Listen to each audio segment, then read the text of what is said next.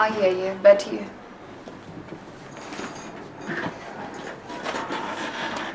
یہ تو گڑبڑ ہو گئی ہے.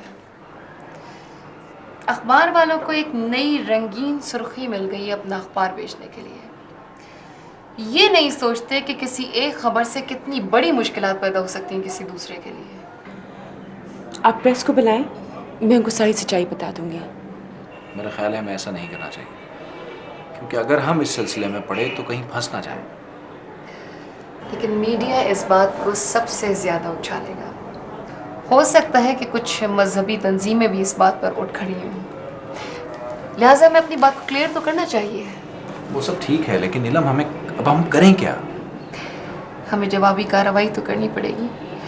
میں بتاتی ہوں, ایک صحافی ہے جو سچ لکھنے کے لیے بہت مشہور ہیں اور بہت ذمہ دار ہیں. ان کو ساری صورتحال بتا کر ہم پوزیشن کو بہتر کر سکتے ہیں. مجھ سے کہیں میری بچی تو نہیں چھین لیں گے؟ نہیں, ایسے کیسے ہو سکتا ہے؟ کورٹ کے آرڈرز ہیں اور یہاں پہ بھی قانون ہے, کوئی مذاق تو نہیں ہے.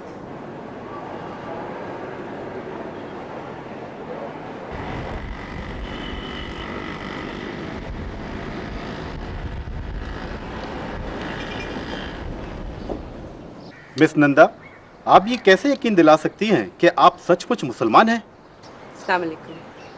پہلی بات یہ ہے کہ میں نندا نہیں نفیسہ ہوں, اور دوسری بات یہ ہے میں کلمہ گو ہوں.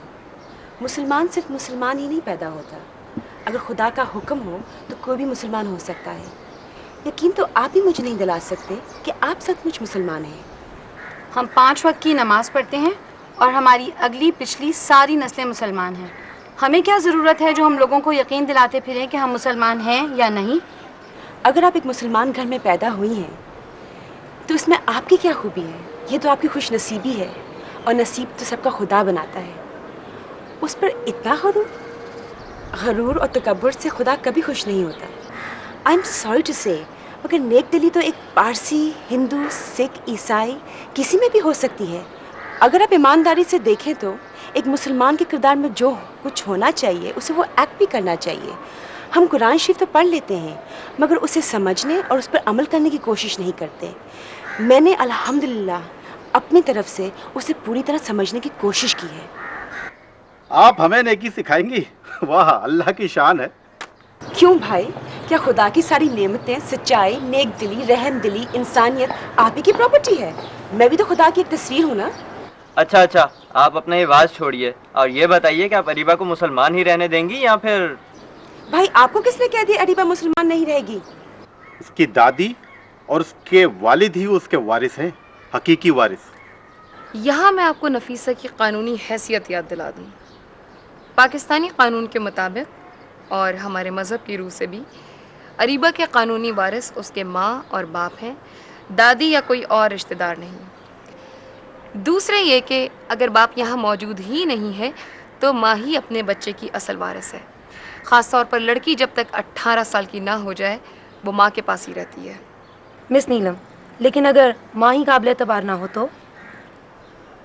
میری سمجھ میں نہیں آتا کہ آپ لوگوں کے اعتبار کا معیار کیا ہے. اعتبار تو ان بہت سی معصوم لڑکیوں نے ان مردوں کا کیا ہوتا ہے جو اس قابل ہی نہیں ہوتے.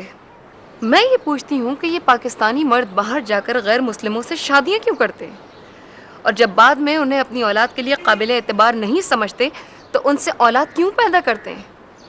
اور سب سے بڑی بات یہ کہ اس میں ان لڑکیوں کا کیا قصور ہے؟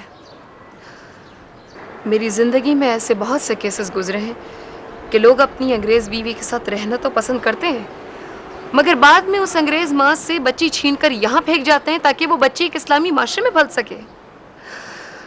میں یہ پوچھتی ہوں کہ ایک ماں سے اس کا بچہ چھین لینا کہاں کا انصاف ہے, کون سا اسلام ہے؟ ہمارے مذہب میں ایسے ظلم کی قطعی طور پر اجازت نہیں ہے. نیلم صاحبہ, آپ ہی جیسی خواتین اپنے مذہب اور اپنے مردوں کی عزت نہیں کرتی اور نہ ہی کروا سکتی ہیں. معاف کیجیے گا, میرا مذہب اتنا ناپائیدار نہیں ہے جو آپ کے رویوں سے متزلزل ہو سکے, اور مرد کو بھی یہ اختیار نہیں ہے کہ وہ احکام خداوندی کی خلاف ورزی کرے. بہرحال برائے کرم آپ لوگ اس بات کو منفی نہیں مثبت رویہ دیجیے, اور نفیسہ کا موقف بھی اسی طرح چھاپیے جس طرح میراج الدین کی ماں کا چھاپا ہے, کیونکہ بہرحال یہ آپ لوگوں کی پروفیشنل ڈیوٹی ہے. मैं बस कानूनी तौर पर और असूली तौर पर अपनी बच्ची को अपने साथ ले जाना चाहती हूँ, एंड दैट्स ऑल।